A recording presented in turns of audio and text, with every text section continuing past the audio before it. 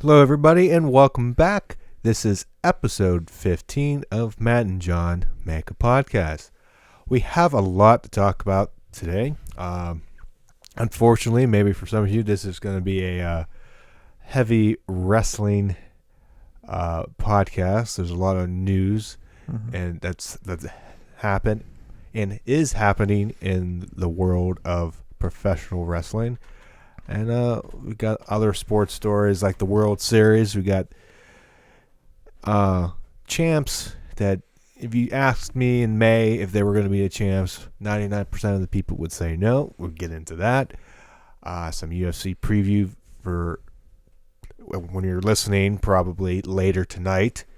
And other stuff to talk about too. But quick news.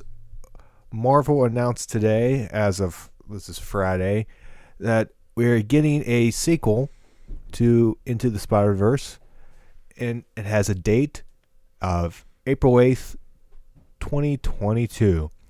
And thank God, I know it's a little over 2.5 years away, give or take, but I can't wait. The first one, I don't know about you, but I enjoyed the first one. I was pleasantly surprised. Even though it was, I believe it was the lowest grossing of all of the Spider-Man films. It was really good. Especially for an animated film, and we've talked about this. Typically with Marvel, they're pretty underwhelming, but that was, and I believe actually that they won an Academy Award for that too. I believe so. We'll see how it goes, but I mean, I would have been stunned if they didn't get a sequel to right. that there. All right, so that was quick Marvel news. Nothing too crazy there. Let's move on. Let's see what we have here. Like I said, we have new World Series champions. The Washington Nationals are the champions. They were crowned in Game 7 on Wednesday.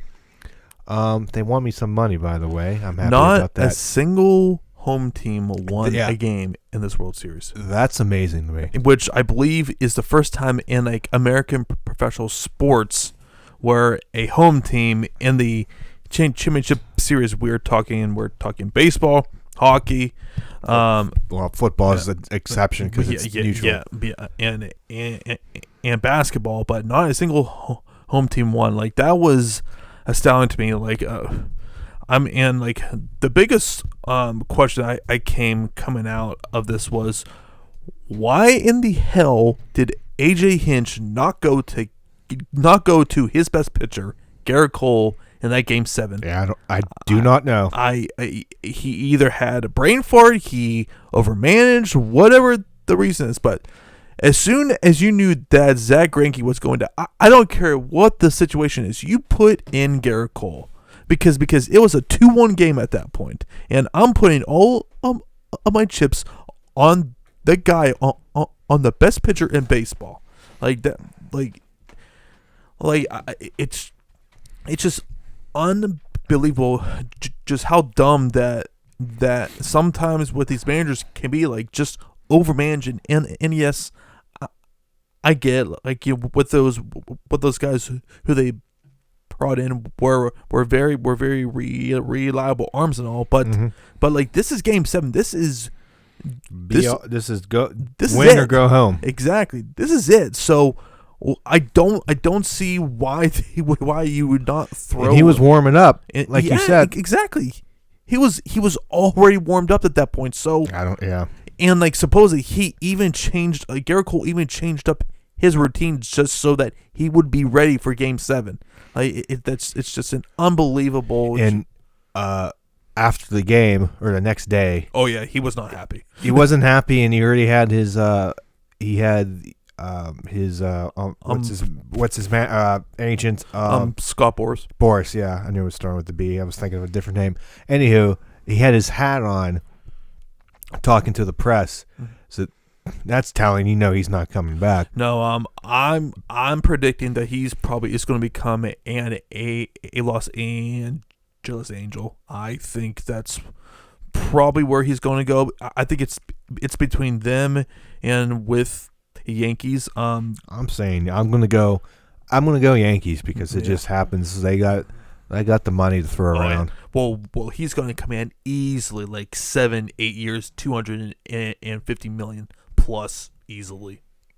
Oh yeah, absolutely. I think that like John Heyman was on 93.7 The Fan. It was about 2 weeks ago or so. Basically, he estimated that he will get at least a 7-year, $245 million contract. Which, yeah, I mean that's pretty much is going to be the going rate. He's going to get a Clayton Kershaw deal, or similar to it, like, because as of currently right now, he's easily the best pitcher in baseball right now. I mean, like, he's been the most dominant pitcher in baseball this season. I mean, up until game 1 of this World Series, he was essentially unhittable, and then I believe it was game 5 where he pitched. He just went down. He dominated the Nationals. So I'm just, the guy is just a dominant pitcher, and he's going to be a very, very rich man. So I'm really happy for the guy. Needless to say. But and another question I asked too was this sort of the last chance for the Houston Astros to win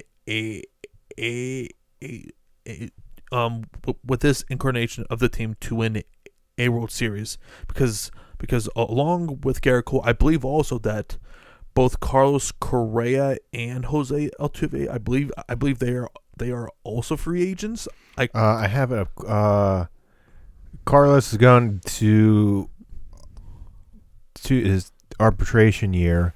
2021 arbitration, 22 is a free agent. Okay. George Springer arbitration. Aaron Sanchez. And Brad Peacock, Jake Marisnick, and Jose Altuve, No, he's locked up to at least through 2024. Okay. For some reason, I thought I read somewhere that I gotta find, for some reason. Mm-hmm. I can't find. Oh wait, Justin. Why is? Okay. Verlander's signed through 2021. Yeah. Greinke signed through 2021. Okay, so basically the only guy who they are really losing this offseason is Garrett Cole then. Yeah, I mean, yeah. I'm on baseballreference.com as of right now, and Garrett Cole's not even listed because he's probably gone. Yeah. Let me see. It's another website has stuff. 6 years. George Springer. You go in arbitration year, so the teams are in arbitration, they can settle for something and pay him if they want. Mm-hmm. But that arbitration year, usually, like I said, George Springer, then he's a free agent 2021. Michael Brantley, 2021. I think, as you said, the window, I think they can squeeze in maybe. Yeah. Minus any trades outside things that we don't know right now. Right. I mean, I still think that they're probably the like top 2 or 3 teams in the American League still. I think they're still going to be in it. Mm-hmm. I don't think. I think we have to wait until 21, 22. Mm-hmm. If you keep everything the same, mm-hmm. that maybe you can say maybe the window, but I think they're going to be in at least contention. Mm-hmm. Could make a run in the playoffs. Yeah. For at least next year, maybe year or two. Yeah, because I was under the assumption that both Correa and Altuve were free agents, but since that is not the case, then they'll be fine. Especially to your top two pitchers are still Verlander and Zach Greinke. So I mean, it's still a pretty good staff there. And it's not going to stop it.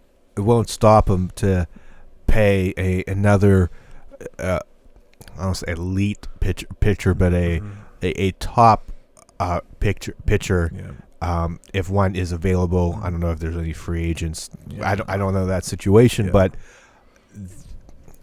they clearly have the money, which is surprising. Just like a decade ago when they were in the National League, losing 100 games. But yeah, I think they're fine. They won a World Series 2 years ago. Yep. They made it Game 7. They've won 100 games for the last 3 years, something like that. Yeah, something like that. I think they're fine. I know it's disappointing to go that far and not win. And also, so you need to take into account they play in a really hard division, and they still win 100 games. Yeah, and they still win 100 games, which is incredible. Oakland won, I think, 98 games or 97 games or some ridiculous number, and they were still second, which is unfair. But it is what it is. Yeah, and we know that feeling. Yeah, and I believe that the Angels won around 85 games, maybe 80 games. Something like that. The Angels are always around, but they're just the Angels have to get over the hump because they're, at least to me, they're just there. Other than like Trout. Trout, yeah, I'm drawing a blank. Other than him, I really don't know who's on the team. Yeah, and that's their only star. Yeah, that's literally between him and a Pujols right now. Oh, that's right. Yeah, but Albert's he's kind of the twilight. Well past his prime at this point. I told you I forgot he's there. He's kind of just getting paid to DH. Pretty much he's he's pretty much where A-Rod was in the final years of his career with the Yankees, where at this point he's just collecting a paycheck, and hell, him and his agent were really smart. Deals like that. I feel unless you are a Mike Trout, and where you don't have a choice, you have to pay him. He is your franchise guy.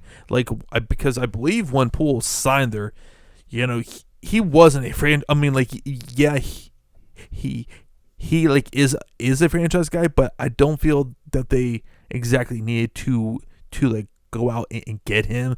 But at that point, he was still sort of in the prime of his career when he signed over from St. Louis. So, but I definitely feel that them getting Eric Cole will really get them a step in the right direction too, because also Eric Cole, he is from LA, so there is that connection there, and they also made Joe Madden their new manager. So I feel like they're going to make more of a splash this offseason.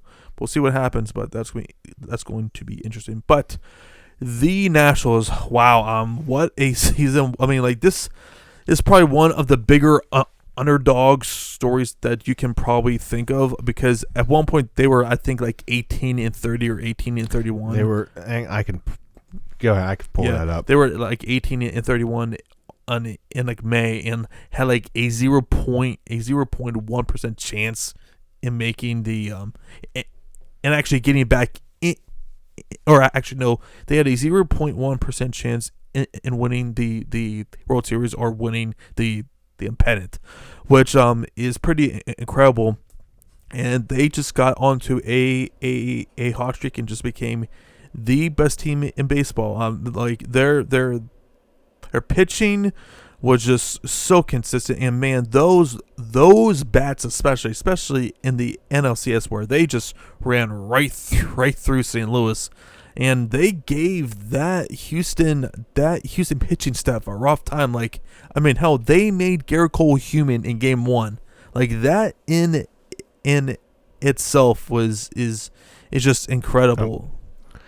Yeah, I just found it here that on May 23rd, the Nationals were 19-31. Wow. Compared to, of course, this is Andrew Filipponi on Twitter, local sports Pip, or as we call him here, Pip Bayless. Yeah, because every prediction he has is wrong. Predicted the Steelers were going to win, so I should bet everything on Indianapolis. Yeah, at the house. And the Pirates were 25-22. Both trended in way opposite directions. So that's just amazing to me. I mean, I think this proves the point that even if you're 3 games over 500, or even 3 games under 500 in May, you really can't freak out, because you look at the freaking Nationals, 19-31. If this was the Pirates here in Pittsburgh, everybody would be saying who's reporting the training camp later that year for Steelers. Yeah. Nationals, they won the whole damn thing. So it's a long season. Mm-hmm. Anything can happen, but that's dramatic. I'm not saying if you're 19-31, you have a good chance. You don't. This is the exception to the rule. But it's just an amazing transformation. And even during the season, I didn't even think about the Nationals when they were turning it around after May. You never thought. You saw they were hanging around in the wild card. Right. But with their past history, I figured they were going to lose. Yeah. And no one really took them seriously. They were dead to rights in that wild card game, and then Milwaukee just fell apart, man. Went under the glove in right field, mm-hmm. and just Yeah, and now, like, especially if you're a Bryce Harper right now, like, you have to be kicking yourself, like. but like that's baseball, man. Like, it's like just a crazy bounce here and there, and it changed the whole complexion of the whole pennant and everything. And now these guys are World Series champions. Congratulations to the Nationals. Was a really fun World Series. Good pitching. This was the first time at World Series that I really didn't hate a team. No, I didn't really have a rooting interest. I kind of wanted Houston, mm-hmm. but when I had money on the game in Game 7, I wanted the Nationals, because I figured I lost a bet on Game 6 because I had Houston, but the trend of away teams winning continued, so I thought, Game 7, you know what? I'm going to hedge my bet and say the away team's going to win again. Mm-hmm. And I had the Nationals over the 7.5 runs. And early on, it was like 1-0 for the longest time in Houston. Then it was 2-0. And I'm thinking, oh, no. Mm-hmm. And then the Nationals just woke up and eventually got that. They had a... Howie Kendrick. 5-2, 4-2. 4-2, 3-2. They had bases loaded, and they scored. I don't know. It got to make it 6-2, and it was over. I started celebrating. Yeah. So I got some money. I got to cash in tomorrow. Yeah. But yeah, great series. Mm-hmm. Weird series. Yep. But yeah. Now it's on the off season, and we get to see what happens. Winter meetings are coming up in 2 months. Yeah. So that's going to be interesting. But in the meantime, we have the NFL. Yep. Week 8 has happened. Yep. And week 9 is going on right now. But I digress. We still have 2 undefeated teams. Yeah. I'm sorry, the New York Patriots shocked to nobody. New York Patriots. The New York. What? New England. New York Patriots. What is in this Reds drink right here? Product placement. Holy crap! New York Patriots, the New England Patriots. Holy God! And surprise, surprise. Hello? The San Francisco 49ers. Yeah, and the San Francisco 49ers just went 8-0 after a victory over the Arizona Cardinals last night. Their defense cost me money, but go ahead. But so as currently San Francisco and the Patriots are now the two remaining undefeated teams in New England. They probably had their toughest test this week when they go into Baltimore. That's going to be interesting. I'm interested to see how Lamar Jackson is going to fare against a Bill Belichick defense.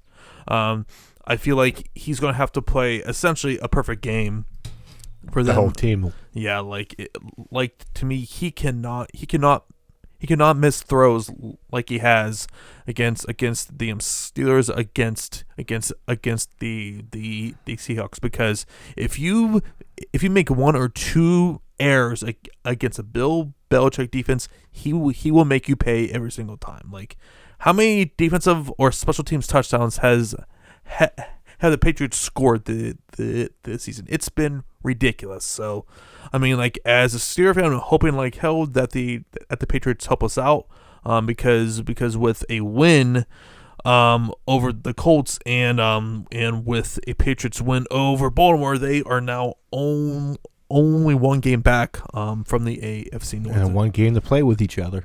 Exactly. So it's that the AFC North. It's still a toss-up. It's still a toss-up, and lo and behold, like, who are the 2 top teams in the AFC North?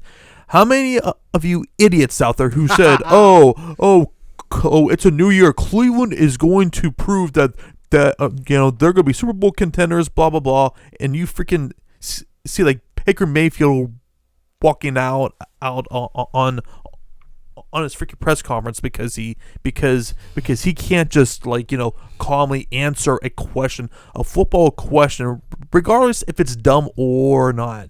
It makes you look incredibly immature, just very unprofessional. Like, I get it. It's been a tough season, but that's a part of being a professional. Like, I don't think it's too hard just to answer some questions about football, regardless of how frustrated that you are. It's the line of work that you are in, and it's continuing to prove to me that I don't think with Baker that he has the psychological mindset to be able to sustain in this league. And it's also proven to me too, Freddie Kitchens is in way over his head. Like that team is just snapping just every single week. And now if they lose to the Denver Broncos this weekend, you really do wonder if they would fire Freddie Kitchens, because that has just been a colossal failure of a hire to this point.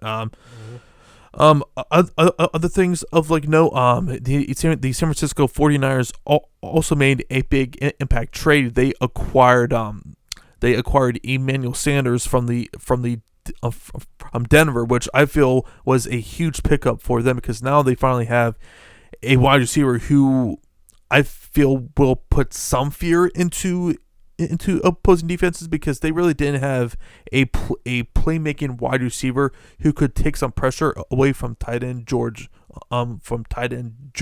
Kittle. So that was a really big sign or a big acquisition for them. And by God, Drew Brees comes back for the first time in like 6 weeks. It looks like he never left. He was really impressive in 34 and 43, 373 yards with 3 touchdowns and an interception. Ridiculous. And New Orleans won 31-9 over Arizona. Yeah. So now I believe that they're 7-1 or 6-1. 6-1. 7. Okay. So yeah. So right now they are the second seed behind the San Francisco 49ers, and I believe too that those two teams play each other in a few weeks, and that will probably determine who gets home field advantage in the NFC, just because I don't really see Seattle being able to catch them. Yeah, December 8th. Yeah, okay, December 8th. So I don't really see Seattle being able to catch San Francisco, and because to me they are going to have to win both of those games against the 49ers, and I just don't think that is going to happen. And even though with the 49ers, they do have some tough games. I believe they face Baltimore still. Obviously, they face the Saints still, and I believe, and obviously those two games against the Seahawks, but they have set themselves up really well in the NFC. So, just to briefly talk about the Steelers, got off to a pretty rocky start. Just in any case, whenever they come off a freaking bye week, they always seem to struggle. I don't know why, but under Tomlin teams, it has always happened. Like, just remember the freaking stupid Oakland game last year, and that's all that I need to say about that there. But yeah, this team's staying alive right now. Our defense continues to just take the ball away. 4 more turnovers this week. Minka, yeah. I'm sorry. Yeah, one of the better defenses we've seen in a while, in a couple years. Yeah, and like Minka had 2 picks. He played really well against his former team. James Conner had, I believe, 145 yards. Although he did sustain an AC joint injury, and he's already been declared doubtful, more than likely out for this game. So Snell is out, or doubtful, or he's out 2 to 3 weeks. So. I think with Trey Edmonds might be the back you have, or and like Samuels too. And Samuels, okay, yeah. Well, those two. Yeah, okay. Yeah. So it'll more than likely be Samuels and Trey Edmonds. I'm not sure whether they would bring on Aaron Hall, who was a former Pitt running back. He was just signed to the Steelers practice squad. So I'm not sure if they would bring him on, since like Connor is obviously out, and Benny Snell is obviously out. So if I had to guess, they'll probably try and stick with Edmonds and Samuels. We'll see where that goes. But if they can somehow win these next 2 games against the Colts and against the LA Rams, the rest of the way, outside of the Baltimore game, like, I feel like that they can win a lot of these games. They could possibly win 9 or even 10 games. Like, which, if they do that, if they somehow win 10 games with this team, without Big Ben, with Mason Rudolph, with the way they started, with the amount of injuries, and two, we're not even just talking about like Ben, like like losing Stephon Tuitt was a huge loss. But man, like they continue to play really good team ball, and that's what is winning. Getting better each week, slowly but surely. Yeah, it's interesting. Finally getting a semblance of a like a running game, which was a huge issue at the start of the season. And making moves to improve the defense. I know we keep saying it, but without the defense playing as it is, we're not in this situation. Fitzpatrick's impact just cannot be understated. Just against tight ends alone. I mean, just recall that game against Seattle, man. Like they just annihilate us, and now they are playing so much better against those guys. Now, it's not a coincidence that ever since that we have acquired that guy, there are not as many big plays going on downfield. Like he is such a difference maker. He's such a playmaker because now we finally have that guy on the back end, and I say it every single week, Steve Nelson has been an incredible signing for the Steelers. The former Kansas City cornerback, who I think with Kansas City they are probably really wishing that they had him because they have had a lot of issues on the back end there. So yeah, hopefully the Steelers keep this thing going. I'm getting cautiously optimistic, but I do find it funny though that some national people are saying that and freaking freaking McAfee, freaking Pat McAfee is giving the Steelers zero chance in Pittsburgh this week, and his whole thing was they have no one who can be able to guard T.Y. Hilton, who by the way, which is declared out for this game. But even if he was I mean, they barely beat a Denver team at home, like with Joe Flacco as their quarterback. They barely beat them at home.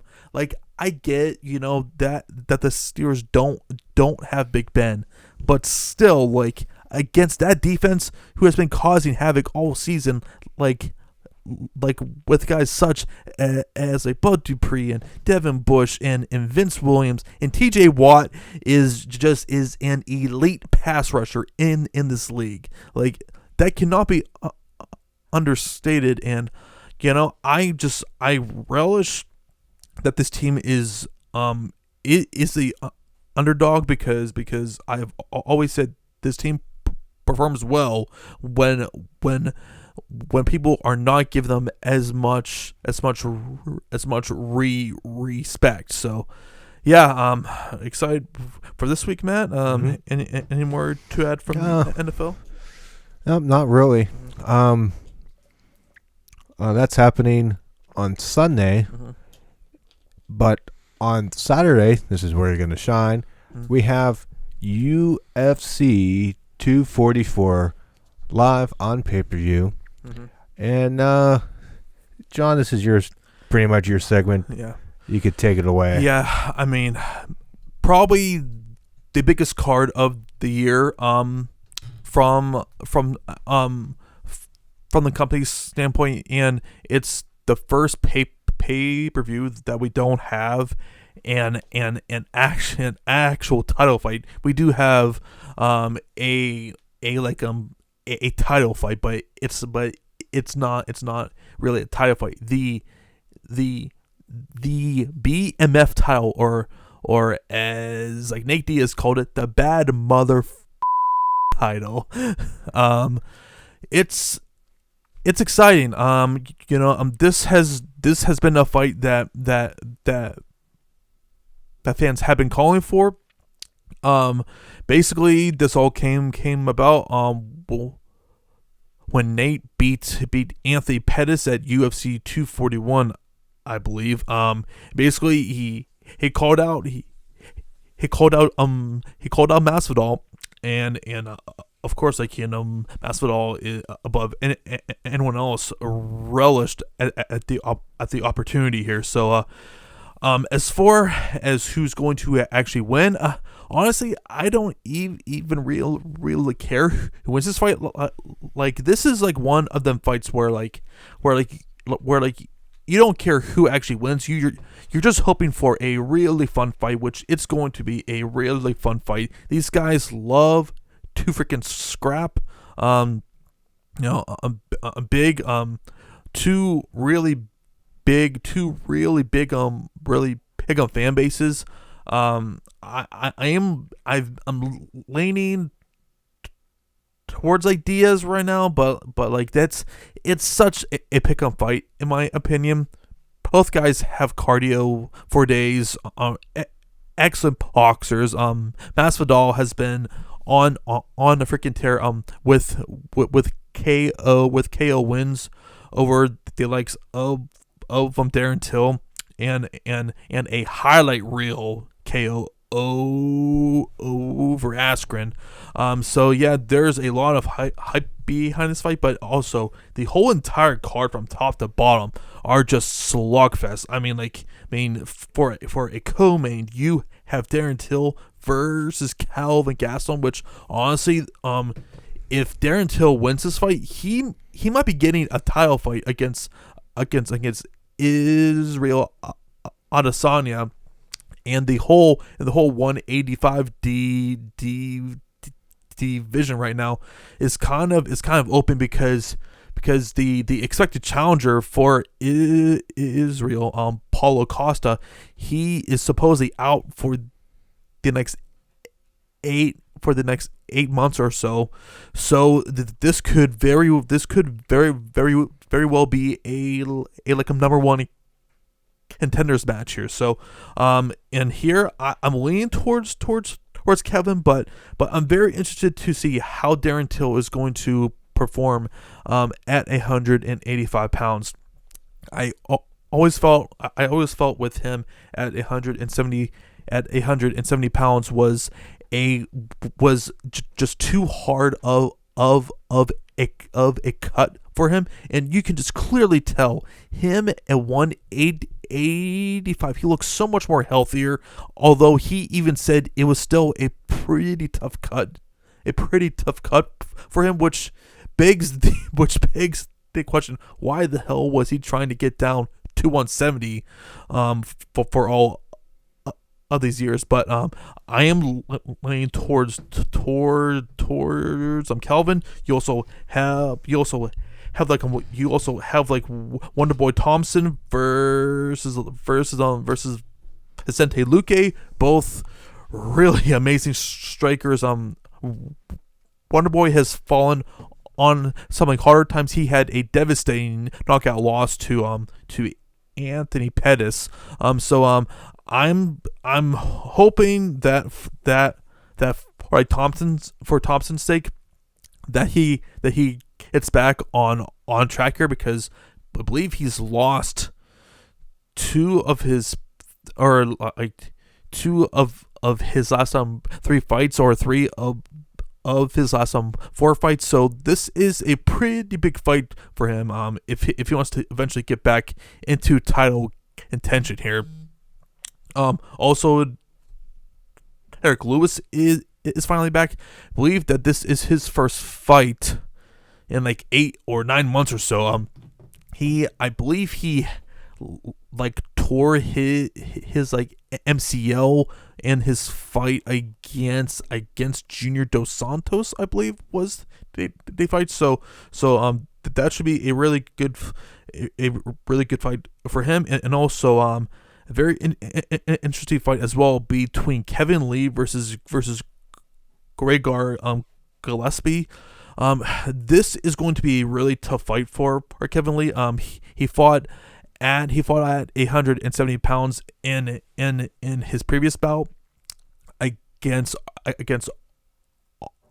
Rafael dos Anjos. So And he's facing a guy in Gregor, who is a phenomenal wrestler, a guy who just mauls people, very Habib-like, and he just overwhelms guys. Like he has just been finishing guy after guy after guy. So this, I feel, might be a make or break 'em fight for Kevin Lee. Like he's lost, I believe, 3 of his last 4 or something along those lines, and I believe he's lost his last 3 fights, because he lost against Tony, he lost against RDA, and I believe he lost to Ally Quinta before that as well. So he needs to start to get back on track here. And just to briefly touch on the prelims, a big fight for like light heavyweight between Corey Anderson versus Johnny Walker. I'm pulling hard for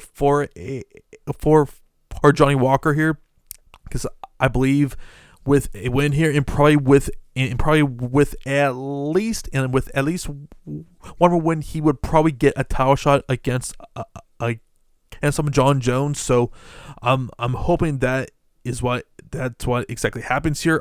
But Corey Anderson is not an easy fight at all. He's a really good wrestler, and he's been on a little bit of a tear as of late. So yeah, just a really exciting night of fun fights. To me and like Matt both are going to be at the casino tomorrow to watch them all happen. We also have The Rock here. He actually he just announced at a press conference at in like New York City that he's going to be involved in a MMA movie starring MMA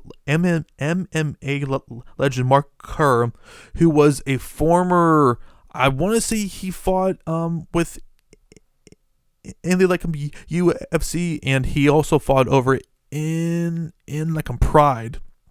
But basically, he's going to go through his whole life from fighting and falling completely and falling to rock bottom as well. He dealt with a lot of personal demons. So I'm really excited to see how this is going to come off too, because this looks like it's going to be more so of a drama, which is going to be it's going to be slightly different because with like Rock, you'll always see him in either comedies or action. So Matt, would that, I mean, does like that really interest you at all? I'll be interested to see how he does in that role. Just see something different other than comedies or action movies. Yeah. I he could probably do it. Yeah. He's The Rock. I mean, you kind of have, as an actor, you probably want to broaden your horizons and not be typecast in a certain genre.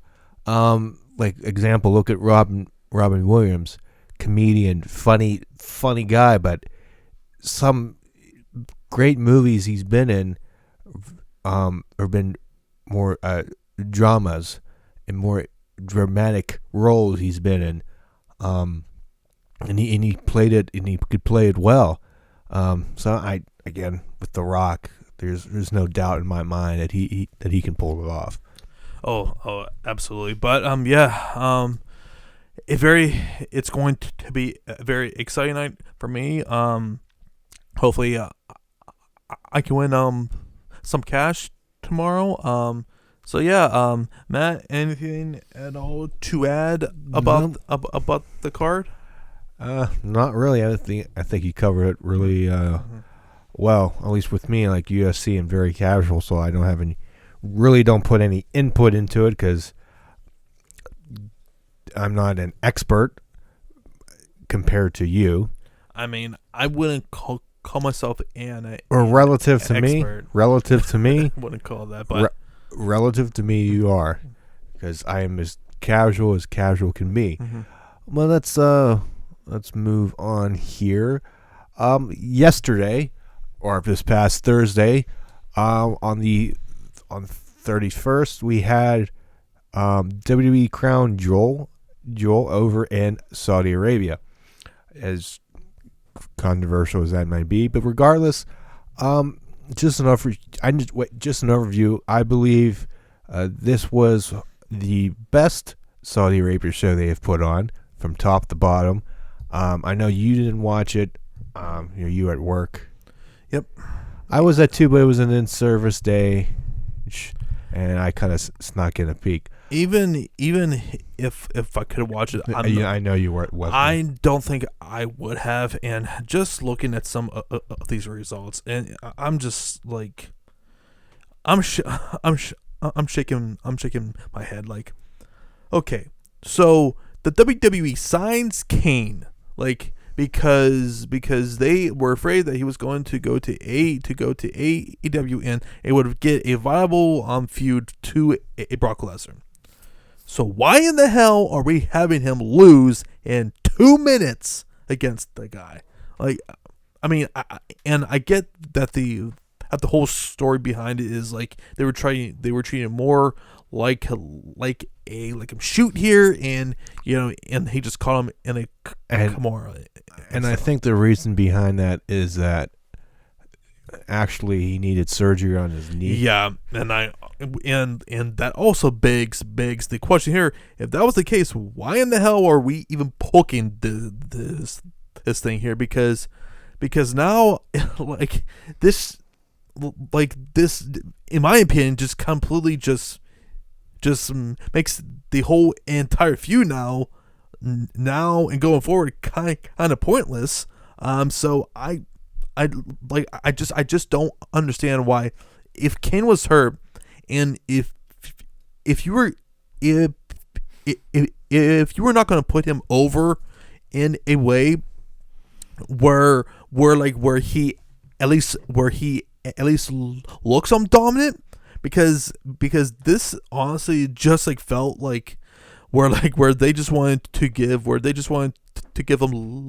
Lesnar a win back after Kane just annihilated him in their fight when they fought over in the UFC. So I just don't get why they do things like this that really doesn't benefit a lot of these wrestlers. Speaking of things that also don't make sense, Matt, how many times has Gallows and Anderson lost to the War Raiders, and because I believe, actually, and this is what I found out, that supposedly that the War Raiders hadn't yet had been pinned, they beat Gallows and Anderson, I believe, at least 3 or 4 times prior to Crown Jewel.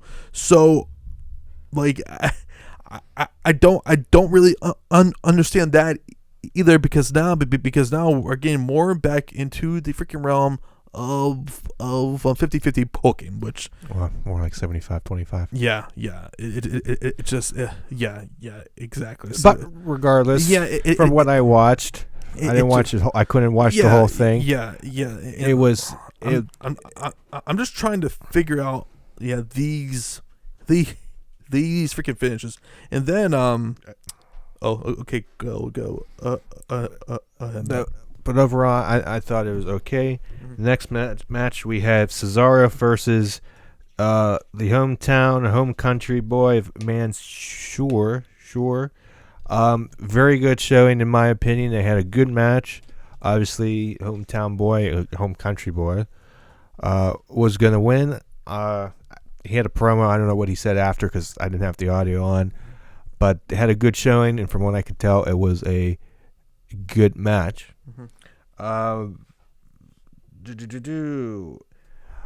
Tyson Fury versus Braun Strowman. Tyson Fury beat Braun Strowman via countout. I heard his, or actually no, I saw his entrance, and my God, that was incredible. That was Mania worthy. That was like, I hadn't seen. If you're paying him so much money, he's going to get that damn entrance. I hadn't seen so much pyro. There's more pyro in the show than Mania. Yeah, well, it was way more pyro than a freaking taker than a taker entrance. Right. I was very impressed with how Fury looked during the match. He didn't look bad by at least the first match, being a boxer. I'm totally okay with the count out finish. You don't want to have Braun lose to a non-wrestler, and you don't want Tyson Fury to lose. So if you want to put Tyson over, you knock out Braun, and he's out with a count out. I was perfectly fine with that, because pinfall or any submission that hurts somebody else. So I think that was a good decision, in my opinion. 24/7 championships. Samir Singh wins. Still funny, but it was there. We had AJ Styles defend the United States Championship against Humberto Carrillo, which doesn't make sense because he beat Carrillo on Raw the previous episode. But regardless of that, again, another good match. Carrillo really impressed me. Moving on to the first women's match in Saudi Arabia, or WWE women's match in Saudi Arabia. Natalya versus Lacey Evans. They were dressed in not their usual garment. They were like oversized t-shirts. So they, the women, the situation of women over there. Okay, little match. Natalya won by submission. In my opinion, no matter what you think this match was, just all the people over in Saudi Arabia, they're not all quote unquote evil people. I think most of the citizens want to live a normal life, but treatment of women over there is not fair. They have to be covered from head to toe. They really don't have much in the way of rights per se.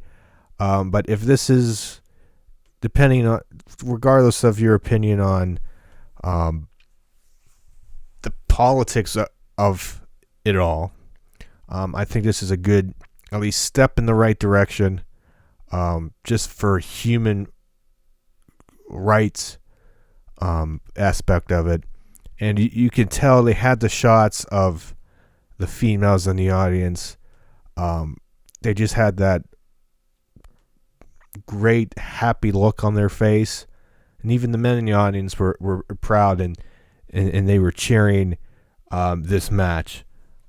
Did you see someone throw a water bottle at Lacey Evans? I heard about it. Or Natalya? Yep. I didn't see it. Yeah. I heard about it. Yeah, it was during her entrance. It was during her entrance, which, well, I mean, not exactly surprising, but yeah. But I think the whole thing was a step in the right direction. I know they were emotional at the end. Lacey visibly crying, or both of them were crying. I know for both of them, probably a proud moment. I think it was just a good feeling overall for everybody in that match. Again, regardless of what you think is right or wrong with WWE being over there and the whole politics of it. So again, I was fine with it, and I appreciated it for what it was. Moving on, we had Team Hogan versus Team Flair. To recap Hogan, we had Reigns, Rusev, Ricochet, Ali, and Chad Gable. I refuse to say Shorty G. Team Flair. Shorty G. I in a way I appreciate that whatever Corbin said that it stuck, but I guess he's embraced it, but I still don't like it.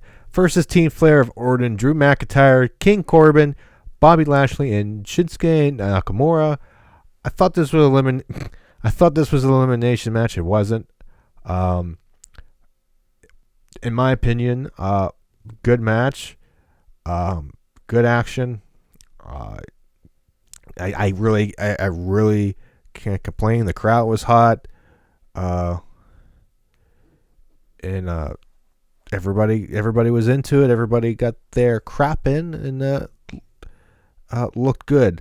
In a way, thinking about it, I'm kind of glad it wasn't an elimination match, because then you run into that whole thing we always have of, be it like a 5-on-5 match or elimination chamber or rumble, what have you, because you run into the area of, well, why did this person get eliminated first, or why they get eliminated that quick?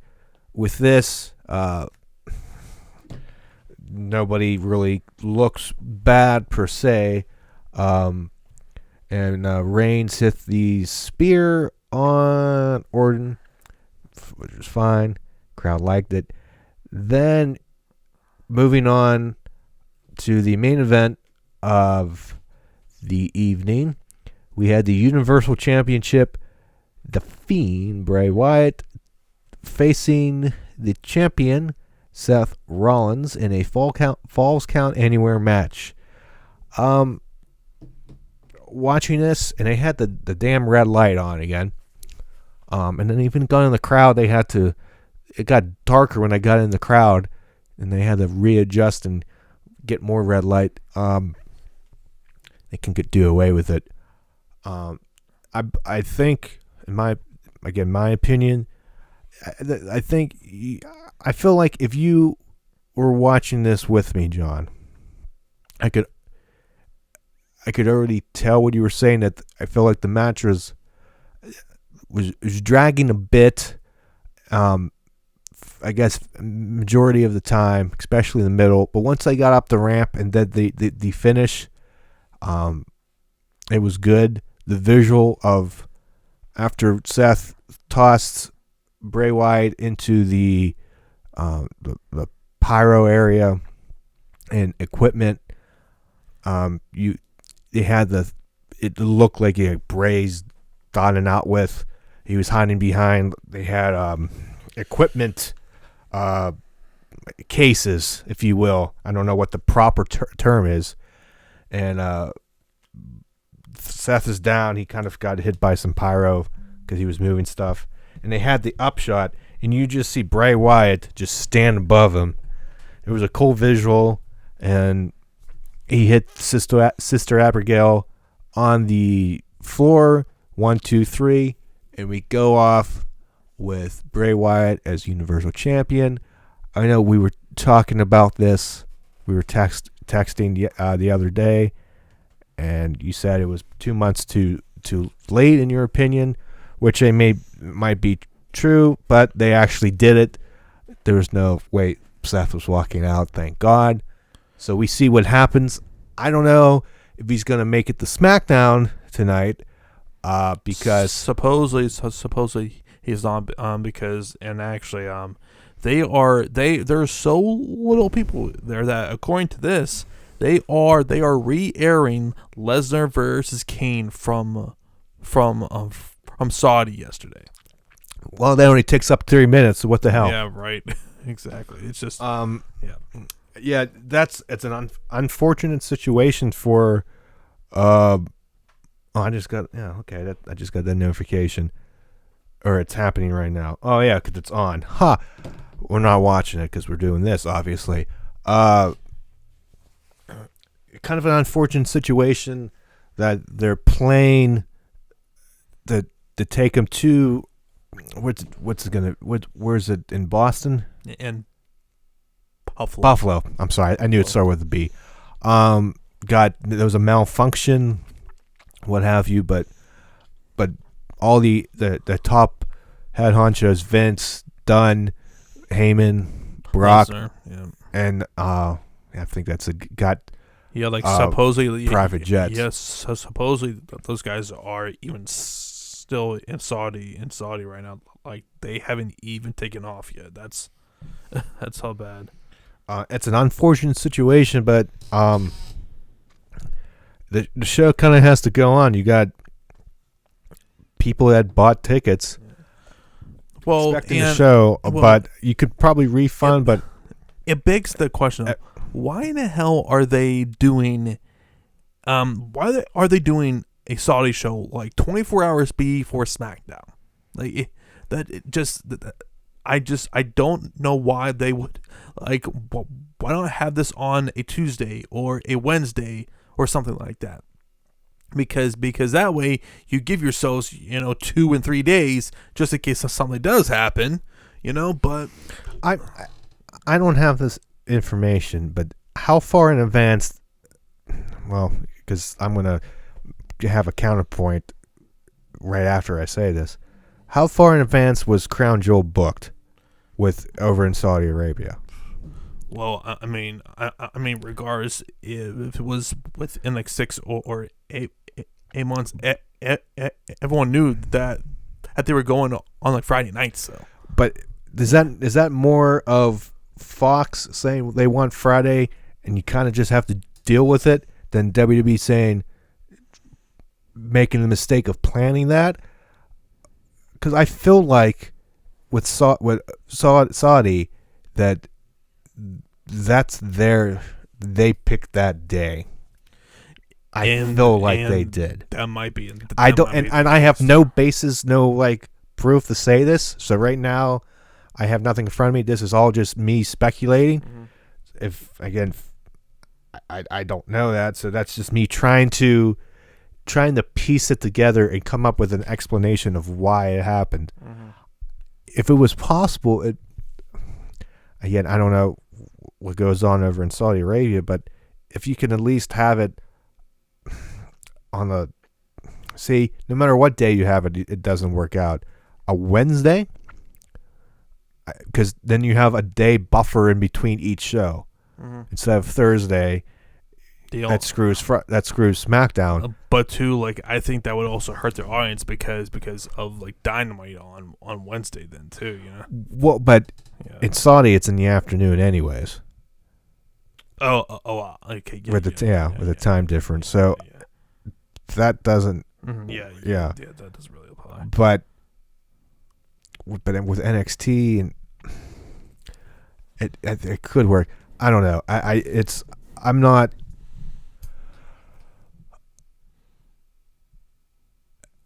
Oh, so coming in a little breaking news, at least. Well, that's what we're. Yeah. So basically, and I just got this from Fightful.com that basically Paul Heyman has announced that Brock Lesnar has quit SmackDown, and it looks like that he's going to be going over to Monday Night Raw. So I'm guessing with the Fiend now being Universal Champion, that they were going to have Lesnar now over on Raw now.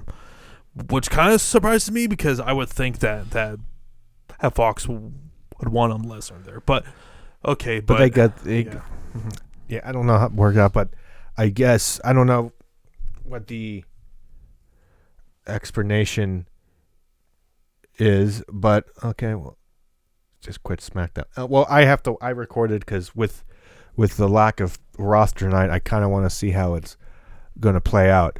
But apparently Triple H and Shawn Michaels just appeared. But let's move on. You can't live talk SmackDown. I have an interesting story that happened this week with Jordan Miles, and I've been keeping up, but not in depth. So basically, what happened here is WWE supposedly made a T-shirt that with Jordan Miles, he felt that was incredibly incredibly racist on his end. Now, when I first look at the actual shirt, I don't think anything of it without any context. But then he brings the context where it's basically where the whole shirt is like black and it shows like his name with white letters and a like a red background. It kind of looks like the whole blackface thing, which I can kind of understand. And there's also other things that have been made, almost like half ski masks that you wear there across your face, and it has like the red lips, if you will. I don't know how to explain it without any other way. Right. And pretty much like you were saying, he was accusing WWE racist and all that stuff, Triple H, and not being whatever. And there was another superstar. I can't remember. I don't know if it was a superstar. I so don't quote me on this. I think I saw it on Twitter saying that if you had a shirt, it would have to get past. You would have sold the shirt. Yeah. So basically, it would have to have his approval, and basically, WWE responded and said that they went to Jordan Miles and got that approval, which of course Jordan denies this, because he supposedly went to someone and said, "Hey, I don't want the shirt. This looks really bad." And basically, this eventually led to a whole tirade of tweets where he called basically the WWE really racist. He said, showing at how racist they are, they still employ Hulk Hogan, and just like saying that with the WWE never really cared about black people, and he even went so far as to not just talk about people in the WWE. He called out Ring of Honor and said that they were also racist, and called of all people Jay Lethal and Uncle Tom, which I feel like that probably set off a lot of people, because that came off really disrespectful to me. And I know, I saw some tweets. I believe it was from Moose responded about that. Titus O'Neil basically called out Miles for being just really disingenuous or whatever. But I get what Miles was trying to do. He was trying to bring awareness of the situation, but I feel like this was just the wrong way to go about it. If you are truly mad, then I feel you really should have tried and dealt with this in house. But I also feel too, and this is probably what the attitude is like in NXT and on the main on the main roster. I feel like that just a lot of people are just really frustrated backstage now. Supposedly, according to the Wrestling Observer, that the NXT guys have yet to have their contracts upgrade, so to speak, ever since that they started airing over every week for 2 hours on USA. I feel like that a lot of people in NXT more specifically, I feel like are just really frustrated, are just really mad at their current positions. And like it's not really a surprise. Like when you're going up against AEW and they are beating you, and they're seeing how successful that these companies outside of the WWE are currently doing right now, and a lot of those guys have the creative freedom that quite frankly that they don't have. Like I know I have some friends who have some contacts with some other friends there who saying that there is a lot of people who are really frustrated that they feel like that they can't do anything, so to speak. So it's just like I completely understand it, but for like Jordan Miles, I just wish that he would have dealt with this in a different way. But you know, he felt that he had to come out on a really hard stance. But now, like Matt, I'm not sure if you have been seeing this, but he's been kind of like backtracking a bit.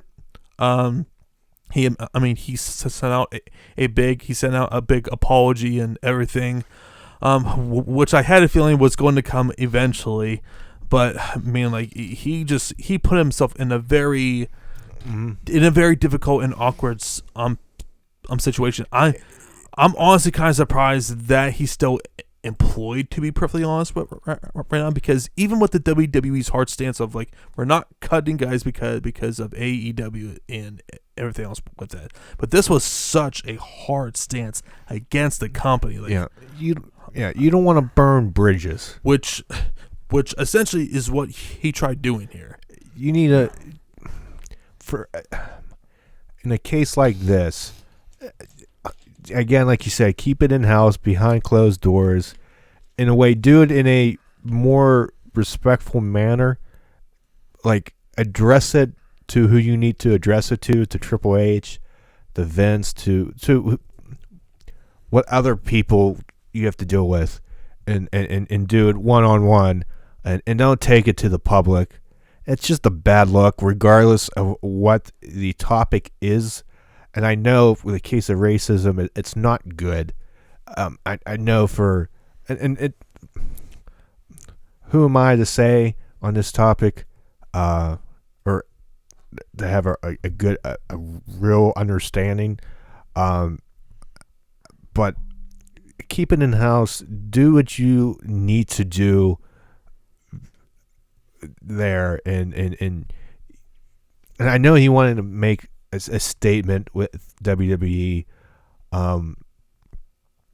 but it's hard. Again, it's hard for me to say, but I would say do it behind closed doors, and maybe say something on social media, but not go on a tirade. But then again, who am I? That's just my opinion. But yep. I'm not. I'm a Caucasian male, both of us are, so yep. I know there's I can't even put we can't even put our minds in the African American community, and I'm not gonna even try to. It's just, but like I don't know, just from an outsider perspective, I career perspective, I don't know. I know maybe he wanted to be the sacrificial lamb, a martyr, if you will. Well, but at the same time too, he does make a lot of really good points. Like, no, of course, I'm not saying he's not. It's just like, you know, you look at the entire history of this company, like they have not really treated black wrestlers really well. Like, you know, how many stereotypical gimmicks have there been? Like, you know, you look at the likes of R-Truth, New Day, Crime Time, just to list a few. where it's just like, there's either a dancing thing, a singing thing, there's a like a rapping, it just they have really have done a poor job in trying to like market a big time star. Like, I still feel that at the biggest crime ever is that for whatever reason they never made Booker T a WWE champion, which like still to this day I feel is a huge missed opportunity. I know a heavyweight champion maybe doesn't count per se. I mean, it does, but it's not.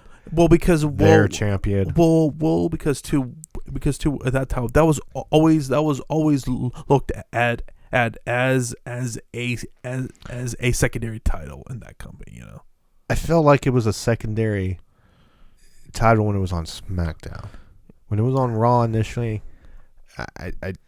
when they like Triple H was holding it, or as many called that title reign the Reign of Terror. Like, that was like in the 03 to 04. The Evolution time. That was some was one of the worst title reigns, but compared to say like Seth Rollins' title reign is like it's not even close. But yeah, that's for a rant for a different segment of the show. Yeah, but so there was that but the Jordan Miles stuff. Oh yeah, and there we had the quarterly report which like Matt is going to now discuss here for a few minutes. Since we're already in an hour and 16 minutes into recording here, I don't want to spend too much doing this. I think in the first episode, I think maybe I've done this, or maybe it was our pilot that didn't air, if you will. But right off the bat, I want to give a shout out, and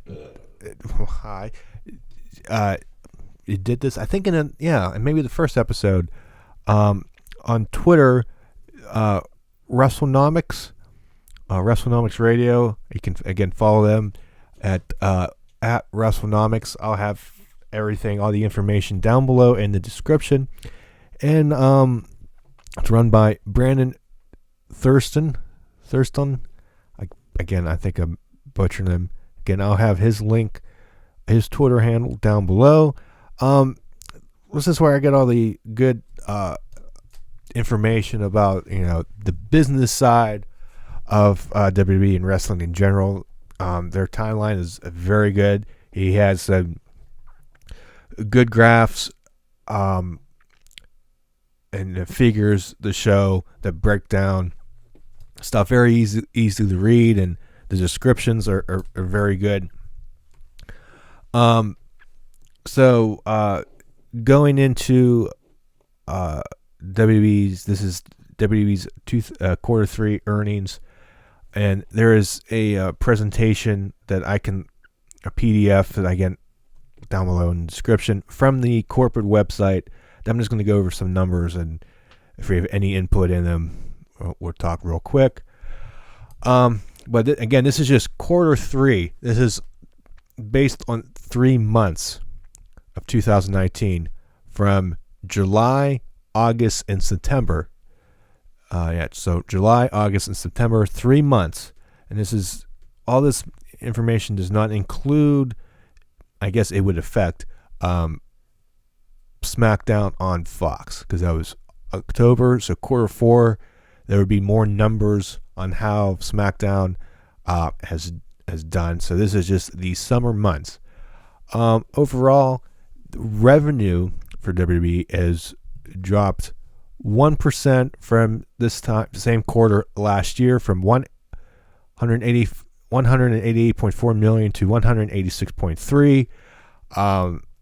Still a drop, but again, I don't think that's that big of a deal. But operating income has dropped 65%, from 18.1 to 6.4 million dollars. I'm not on the business end of this, so I don't know what caused that from 1 year ago. Because from when I looked at If that stuff can fluctuate. wouldn't like their recent decline in like I know in like a live in like live they events lost and stuff. money Yeah. on that this year, so that declined. And I was reading this other stuff that went into it that I'm too dumb to understand what they were saying. So it's a different thing, but they're still making money. Anywho, moving on to that. So if you break it down, consumer products like shirts and t-shirt sales and all that, in that revenue have dropped from 19.6 to 17, but the operating income for consumer products went up from 2.8 million to 3.4. Live events went down from 26.7 million in revenue to 23.2, and the media, obviously with probably new TV deals and whatnot, has went up with 142.1 to 146.1 million dollars. And if you break down the media aspect of the revenue, overall it went up 3%. Advertising and sponsorships stayed the same at 15 million. Core content right fees have went up 65.9 to 72.2, and the network went down from 49.5 to 44.2 million dollars. Breaking down to the revenue of live events, overall minus 13% from same time last year. Advertising and sponsorships went up to 0.4 to 0.5 million. International ticket sales have stayed the same year to year, 2.3, but North American ticket sales have went down 22.4 to 18.3 million dollars. And then consumer products, licensing, WWE shop, and venue and merchandise in the venue, overall went down minus 13%. The venue merchandise revenue has decreased from 4.3 to 3.5. WWE shop decreased from 6.8 to 5.7, and licensing, I think that can include stuff like WWE 2K20 and things like that, decreased 8.5 to 7.8. Even though the revenue went down, the operating income rose 21% from 2.8 million to 3.4. So that's more of the money stuff. Moving on to, and then it's another PDF of like more of like ratings, and what they have here, key performance indicators. So the ratings of Raw and SmackDown, what they have here, and this is going to be, and you can rate them yourself, but I'm pretty sure I'm going to have this shown here on the screen, so you can see it as I'm talking about it. What we have here is Raw, SmackDown, USA Network, and Top 25 Cable Network ratings. So on Raw, the ratings, same quarter, just 3 months, last year to this year, have dropped 6%. I believe total rating, if I'm reading this correctly, of 2.18 to 2.06. SmackDown has dropped 4%, 1.81 to 1.75. USA Network as a whole has dropped 15%, 1.09 to 0.93.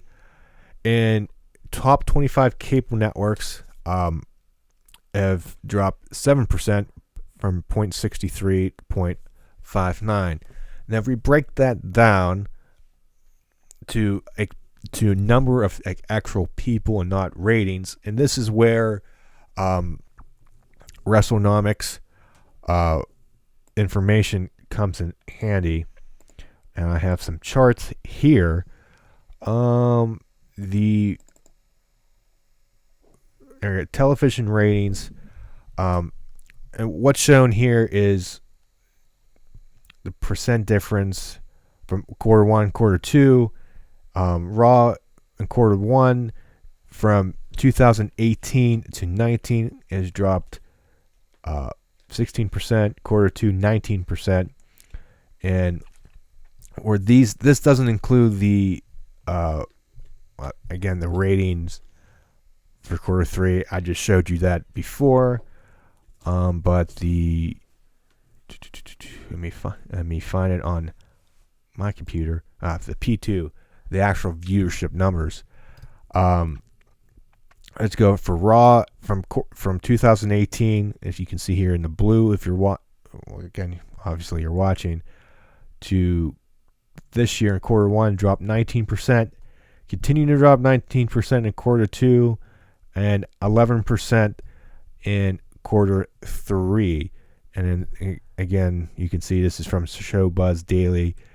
This is compiled by WrestleNomics.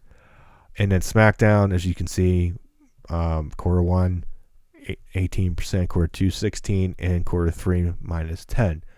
So the overall trend you can see here is a decline in the number of people. Again, these numbers are in millions. So quarter three, for example, 2.47 or 2.4 million compared to 2.7 million last year, quarter three for Raw, and 2.06 million for SmackDown compared to 2.3 in 2018. Let's keep scrolling down. We're almost done because this is all interesting stuff. Social media following is improved. It keeps going up.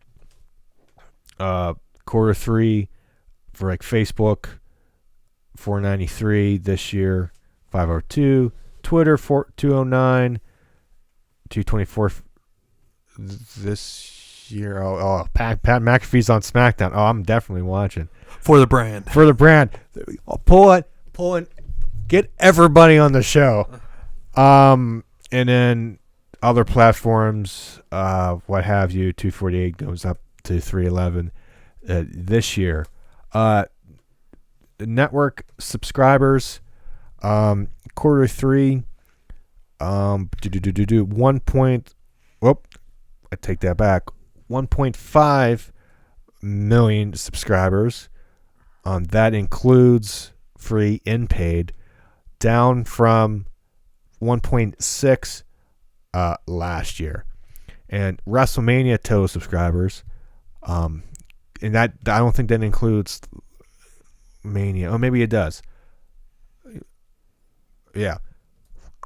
So WrestleMania total subscribers, if you see on the bottom right, from WrestleMania 33 in 2017 to 2018, they went up 9%, but compared to this year to 18, it went down minus 6%.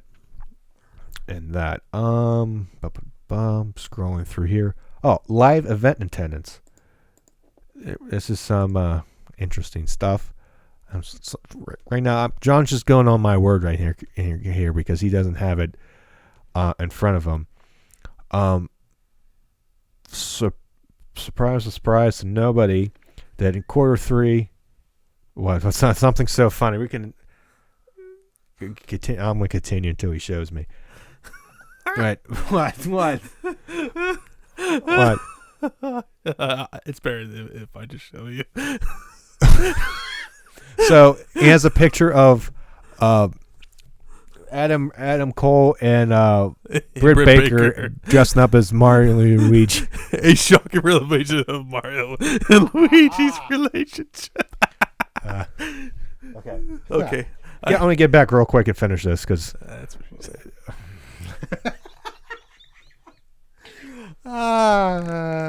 Edit that out there, please. No, I kind of want to keep that in. That's kind of good. Oh, we're gonna be Ray Long. I hate you. Live attendance is 4.4 thousand or 4,400. I can't read. Compared to 4.5 last year, And you can see the numbers have gone down every quarter for every year. Same thing over in international. And that's that for that. Some other graphs. You can see here the revenue of live events, with some exceptions, little blips. You can see on the top has gone down. Quarter 3, $23.2 million compared to $27 million last year. Quarter 2 is always higher because that is Mania season. It includes WrestleMania season, so it always has a bump. But operating income, they have lost money in 2019, $3.5 million in this quarter, $1.1 last year. They make money in quarter 2 because, again, Mania season, but it's gone down throughout the years. And in quarter 1 of 2019, they've lost $0.2 million. So some live events, they are losing income. And he's laughing over there because he's just looking. Stop saying that's what she said. And I'm going to go through his attendance numbers. And you can see them. NXT attendance, you can look, is gone down as well. And I'll have that up. I really don't want to bore you with reading numbers. Even though with attendance gone down, ticket prices have gone up. Quarter 3, average ticket price was $57 compared to $54 last year. And quarter 2 is usually higher because, Mania and whatnot. And YouTube views have gone up in June of, again, this year, but they've slowly, again, gone back down. But they are usually pretty good. I mean, not as good as the views, again, quarter-wise, than last year, but they're still trending up. WWE's digital fingerprint is getting bigger and bigger. They're doing good on that. But yeah, I mean, money-wise and attendance-wise, doesn't look too good. That's pretty much it for me. And then you guys have seen the charts watching this. John, you have any quick input on this? Nah, that's kind of out of my on my realm there. But me too. I just like I followed it a little bit on Twitter where basically they were talking like some people were talking about like that at some point that WWE is going to eventually need to restructure their contracts where mainly because of their loss with in regards with their live attendance at like house shows and stuff. Oh, yeah, and I almost forgot to mention I have this CNN business article that talking about the stock price that fell more than 15%, and I've heard this from other companies. If you miss like a goal, maybe not if you don't meet or pass a goal money-wise, revenue, what have you, and if you lower your profit stuff, you're my other side got delayed inside. John's just showing me random pictures. I'm sorry, they're too funny. That is funny. That the investors freak out if you don't like exactly do what you say or meet things. Like they just sell. Another thing that came in probably into play is that I'm reading here, and again, link down below in the description.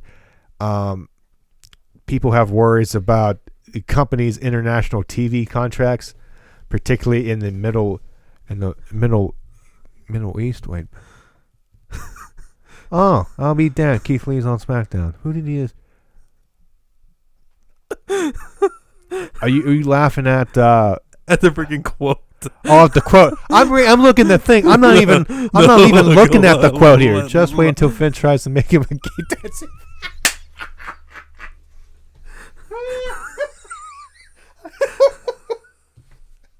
How we go from serious business conversation to gay dancing bears? Oh my god! I need to say that. I kind of want that link. Like maybe put that on the on the outtakes on the video. Okay. So people actually know what the hell I'm talking about. Just randomly saying gay dancing bear. Okay. But to finish up on this damn stock thing before John's on Twitter over here making me laugh, that the company had issues. Investors were worried about international TV contracts. Stuff needs to be renewed. Stuff in the Middle East and India. Again, there's no information about that. It says here investors want some guidance on new partnerships over in the UK and Latin America. So that's the business thing. Things happen.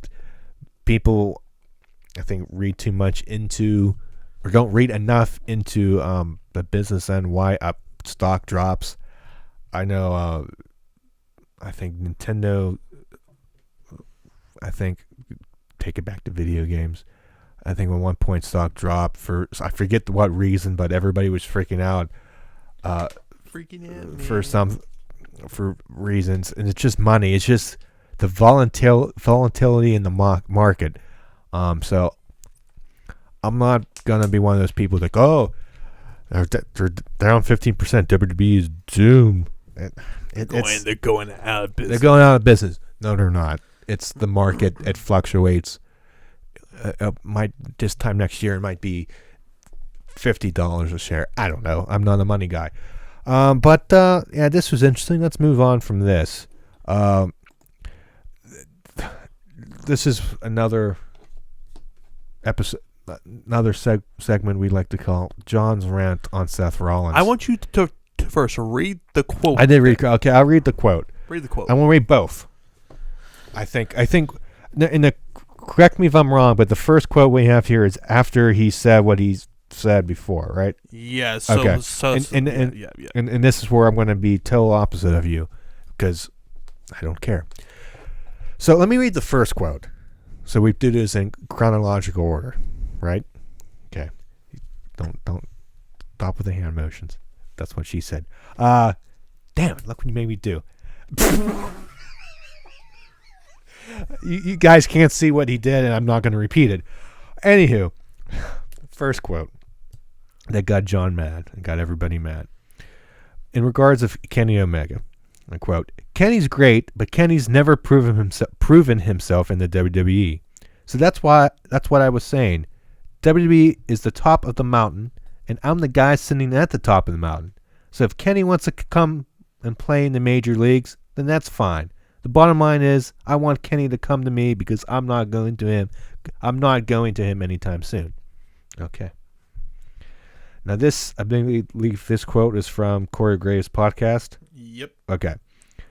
"Kenny and I worked together in ROH, or Ring of Honor, between 9 and 10 years ago, and we had a great rapport and some great matches. I actually consider him a pretty good friend. So we're buds, and no ill will towards Kenny Omega. I've seen his stuff, and he's an incredible performer," stated Rollins. "But again, if I just sit there and say, oh, Kenny Omega, what a talent, I would love to wrestle him one day, that doesn't make a headline. That's boring, and then JR's got nothing to talk about." Can I give my opinion before you go? And I in a way I kind of agree. I guess this is just talk and to get headlines. I don't see a problem with it. Everybody in both companies has talked some form of trash talk. I honestly believe it's all in good fun. And then what we see on social media is us, and then we as sheep respond and get angry to it, and we're playing right into their hands. Again, I don't think there's any ill will toward anybody in any of the company. at least from what I can tell. I guess this is just wrestlers. What's the phrase I'm looking for? I don't know, just being us, and we're falling for it and all that fun stuff. But, ladies and gentlemen, I know John has a different opinion, and I feel like I need to write down when there's going to be bleeps. I mean, it's sort of like what I said last week. Whereas, like, I mean, it's pretty clear Seth just doesn't really plan on what he's going to say, and he's pretty consistent in proving to himself that he really sucks at media and social media in general. And him trying to backtrack here, and it's pretty clear he's just trying to put up a front butt. And like in this same interview too, with Corey, he didn't understand why the fans hated him so much, and brought up everything with Roman and Cena, blah blah blah.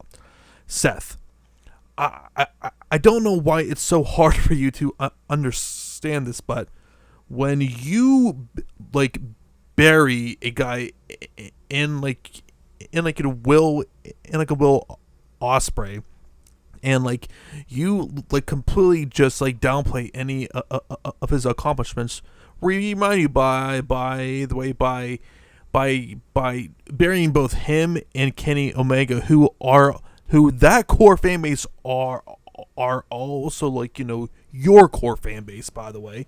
And you're asking yourself, why am I getting more of a negative reaction? Also, just when you have a guy who's just pushed as hard as humanly possible for so long, and it's not really getting over, people are going to eventually resist to the whole push. Like, his Universal title reign has been one of the worst title reigns that I, quite frankly, have ever seen, and like it just really shows you, like, he comes off more and more like a complete douchebag, which is why he was so great as a heel, because that is really who Seth is. He's a dick. So for his comments that he had towards his supposed best friend, Dean Ambrose, or as he's now known as John Moxley,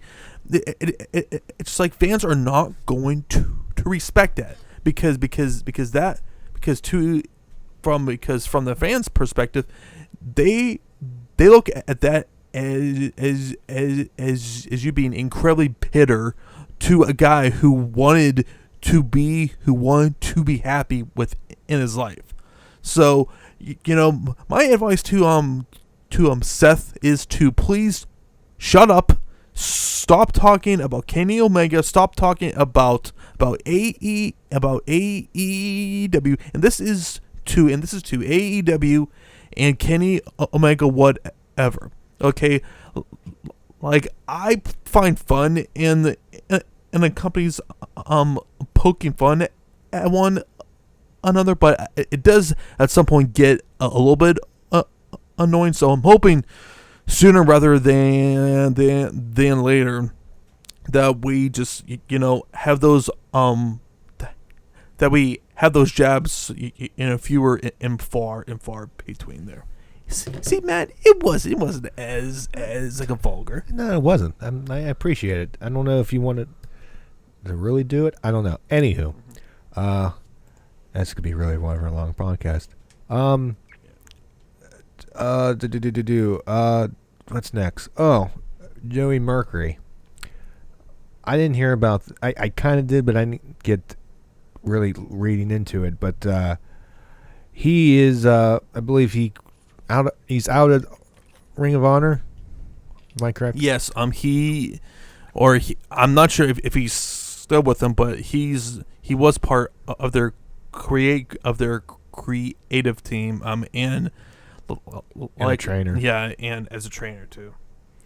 And what you have here, you sent me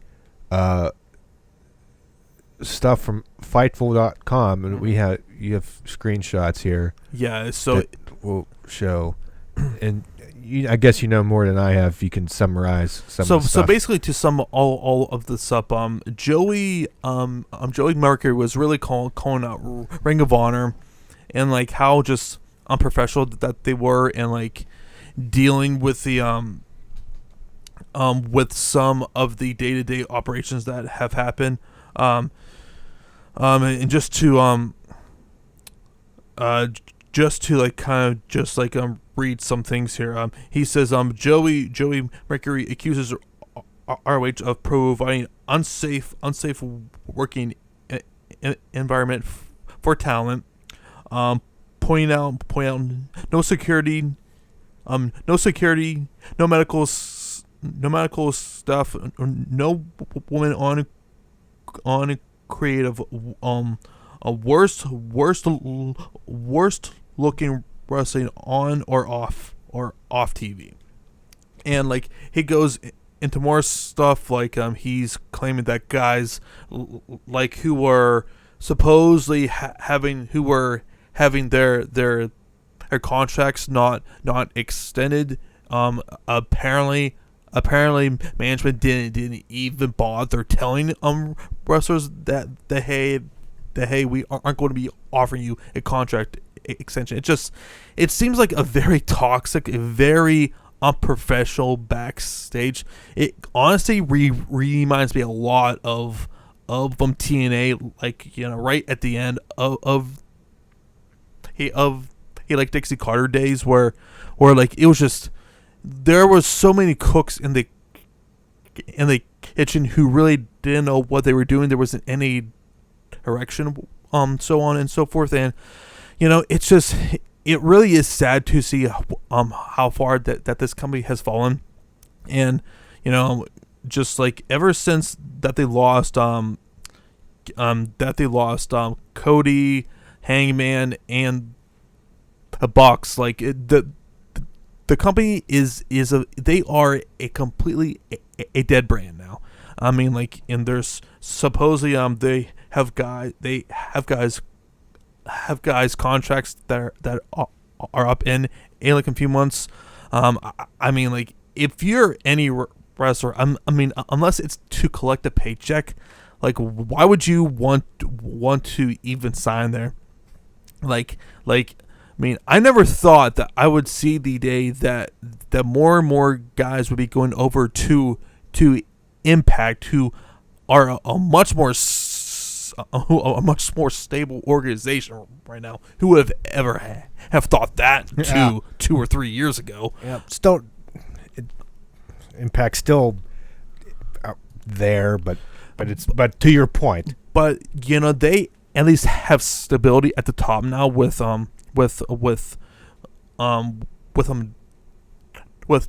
Don Callis and Scott Amor, who supposedly Impact came to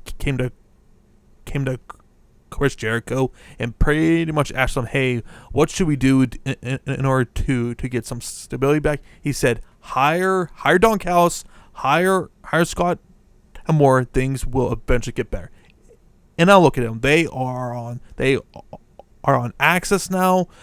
They are doing really well, for the most part, attendance wise, at some of the shows. So they're at least stable right now. But I truly do wonder how much longer for ROH, if they're going, how long that they're going to stick around for. Like, it just, they have lost a lot of money from everything that you have been hearing. Their attendance figures just are rough to be kind about. So I'm hoping things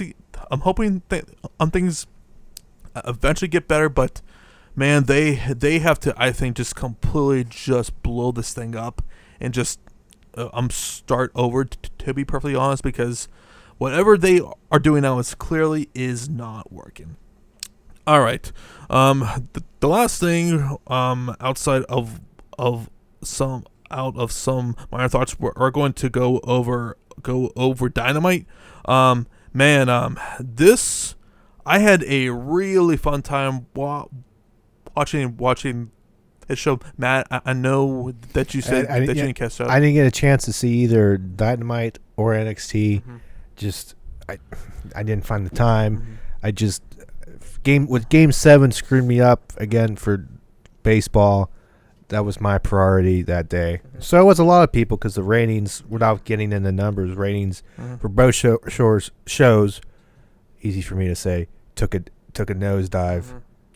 Mm-hmm. But anywho, go ahead. Yeah. So Matt, what would you say were the biggest issues with Dynamite that we have been constantly talking about? We even said this when we were there last week live. That is more wrestling. It's wrestling. There's no really storylines fleshed out on TV. They do a lot of stuff, too much stuff on like that Being the Elite, but not everybody watches that and it assumes you're watching that and then it comes on TV. If you have casual people, since you're on TNT, don't know these people. I don't know everybody. I don't know if you know everybody, but you have 2 hours, and if Raw could do that back in the day in 2 hours, that when I watched, I remember it just seemed like so much stuff happened in 2 hours, and stuff can progress whether you like it or not. It happened. So again, telling stories and just having segments and having characters show what the characters are. Let people talk and try to put themselves over. That's what we weren't getting. But according to you, this week got better. That is exactly what we got. This is what this show needs more of on a weekly basis. And one guy said it perfectly. This finally felt more like a TV show rather than a glorified independent show. Like, there wasn't just like, match, and then like maybe a 20-second promo. We had a great promo by a Jon Moxley, who I have to continuously remind myself how badly that the WWE held him down from just as a talker. Matt, this was very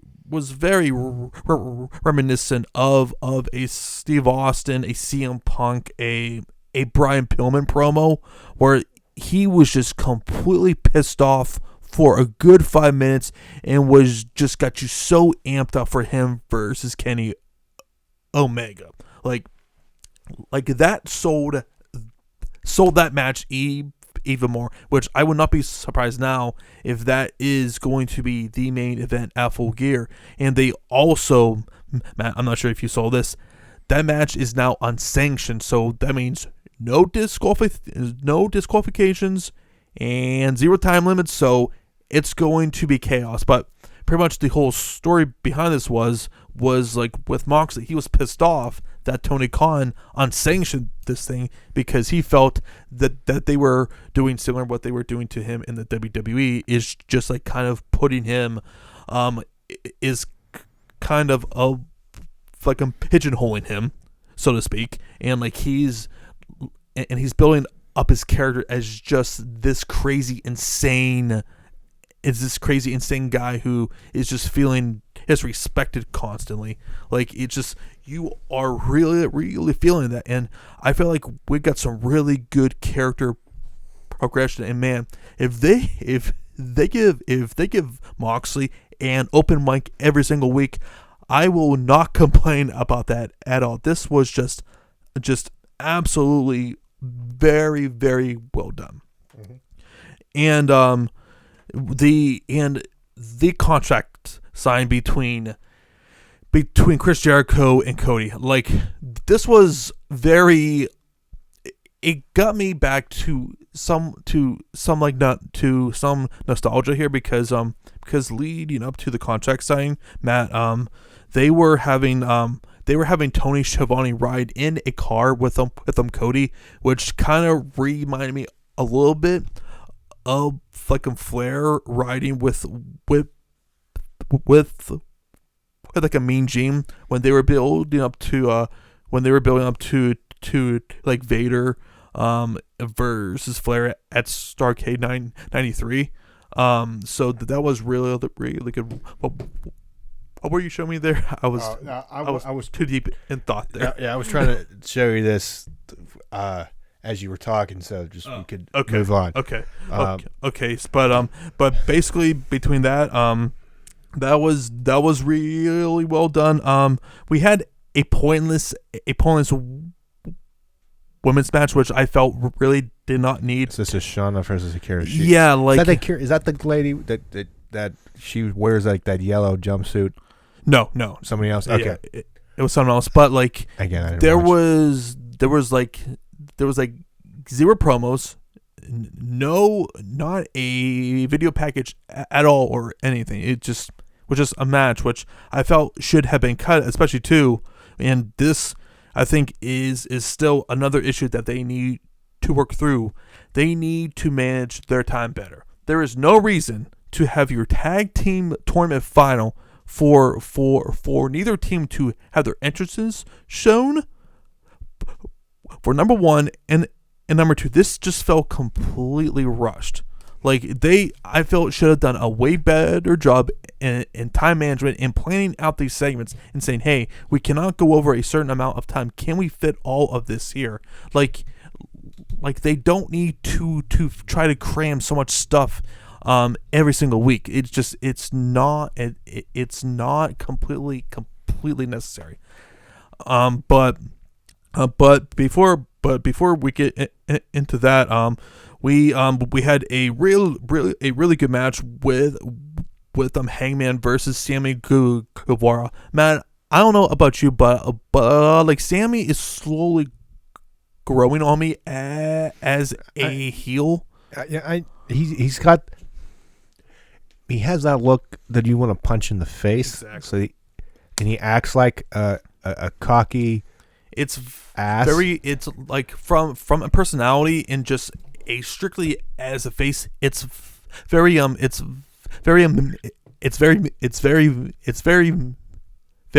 Miz-like.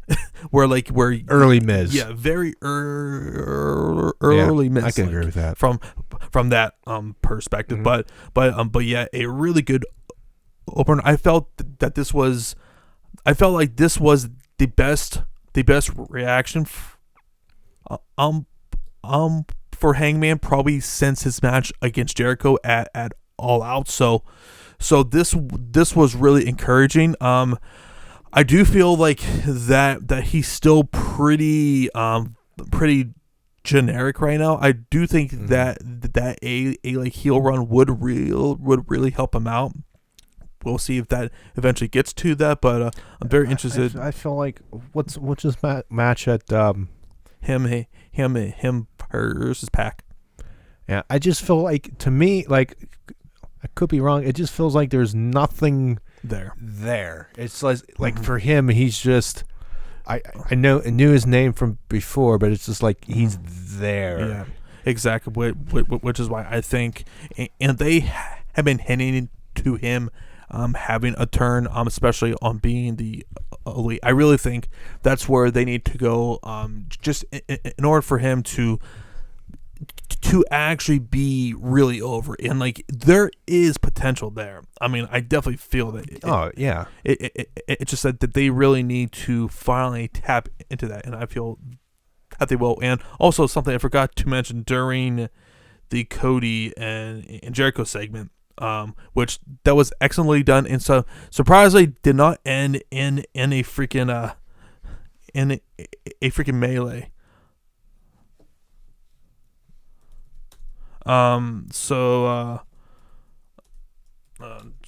Sorry, just needed to respond there. We got Adam Cole, baby, on SmackDown. Yeah. Did you see who he's facing? No, who's he facing? I believe. I mean, double check. Oh yeah, Daniel Bryan. Holy well, anyways, trying to get back on track here, but basically, this didn't, the contract signing didn't end in a complete freaking melee, and this eventually leads to a backstage segment where freaking NXT Championship on the line. Oh crap! God damn it, I'm trying to get through here. I'm sorry. And you said you didn't want to watch. The funny thing, you didn't want to watch, and yet this is like the most interesting SmackDown in the world. Sorry, go. But basically, Jake Hager knees freaking Dustin Rhodes in the balls twice. If you saw his fight from like Bellator, you will kind of get why that was kind of funny there. So, but yeah, so that ends with that, and they really messed up Dustin's arm. So like that was really well done. The Inner Circle got their heat perfectly done there. Can't complain. Also, formerly LAX, Santana and Ortiz attacked Rock and Roll Express. Rock and Roll Express really put them over really well. Fun, entertaining segment. Couldn't complain. As you could see, more character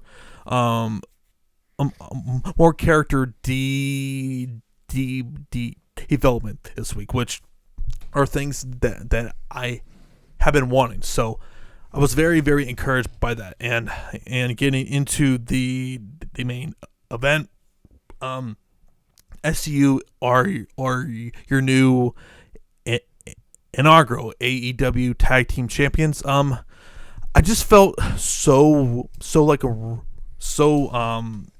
wanting more from this, just because they were rushing through this, and they were up against time and everything. This company just needs to do a better job in managing their time, not trying to cram so many things in those 2 hours there. So I'm hoping as we go along here, things will eventually they will eventually figure these things out. But a very entertaining show, none the less, from AEW, and I'm very excited for like Full Gear. So yeah, that pretty much does it for AEW, Matt. I think that should pretty much do it for the podcast here. Real quick, NXT, they announced a women's War Games match, correct? Mm-hmm. That should be interesting. I don't know who's in it right off the top of my head. I know it's terrible because I didn't see it. Mm-hmm. But we're over 2 hours right now, mm-hmm. and it's kind of the longest podcast we've done. There's probably some stuff we couldn't get to, but that's stuff for another day. So I think you have anything to add? Anything you want to talk about before we get? Okay. No, I think that should probably do it. No, I need to go watch SmackDown. So for John, this is Matt. This was episode 15. Again, like, comment, and subscribe. Ring the bell. Click the bell so you get notifications. We appreciate it. With that, thank you for listening, and we'll see you same time next week, next Saturday at 3 p.m. Have a good one.